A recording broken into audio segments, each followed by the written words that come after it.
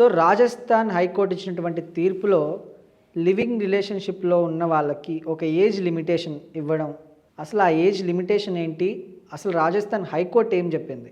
ఇటీవల కాలంలో మేజర్లా మైనర్లా అనే విషయాన్ని పక్కన పెట్టి అమ్మాయిలు అబ్బాయిలు ప్రేమలో పడడం సహజం అయిపోయింది. మనకి చట్టం ఏం చెప్తుంది? అబ్బాయి యొక్క వయసు 21 ఇయర్స్, అమ్మాయి యొక్క వయసు 18 ఏళ్ళు. ఇది పెళ్లి చేసుకునే వయసుగా నిర్ణయించడం జరిగింది. అంటే అమ్మాయి 18 ఏళ్ళు నిండాలి, అబ్బాయి యొక్క వయసు 21 ఏళ్ళు నిండితేనే వాళ్ళు మ్యారేజ్ లెజిటిమేట్ మ్యారేజ్ అంటారు. అంటే న్యాయపరంగా చట్ట ప్రకారంగా వాళ్ళు వైవాహిక జీవితానికి అర్హులు అని చెప్పి చట్టం నిర్దేశించినటువంటి ఒక వయ ప్రమాణం దాన్ని మనం చెప్పుకోవచ్చు. అయితే ఇక్కడ జరిగిన విషయం ఏంటంటే అబ్బాయి యొక్క వయసు 19 సంవత్సరాలు, అమ్మాయి యొక్క వయసు 18 ఏళ్ళు కూడా పూర్తిగా నిండలే. వీళ్ళిద్దరూ కూడా ఇంటి నుంచి చెప్పా పెట్టకుండా బయటకు వచ్చి వేరే చోట కలిసి కాపురం ఉన్నటువంటి పరిస్థితి దాపురించింది ఆ బిడ్వాడ ప్రాంతంలో.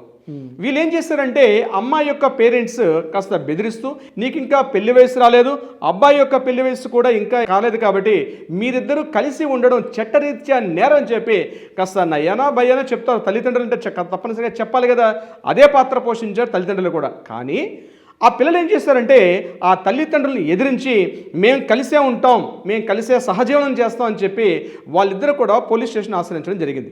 పోలీస్ స్టేషన్ ఆశ్రయించినప్పుడు పోలీసులు కూడా మీరు కలిసి ఉండడానికి సరిపోరు, ఎందుకంటే మీకు ఇంకా పెళ్లిడి వయసు రాలేదు కాబట్టి చెప్పి పోలీసులు కూడా మందలించే ప్రయత్నం చేశారు. వాళ్ళు ఏం చేశారంటే ఆ మాట వినకుండా వాళ్ళు డైరెక్ట్గా కోర్టులో అప్పీల్ చేయడం జరిగింది.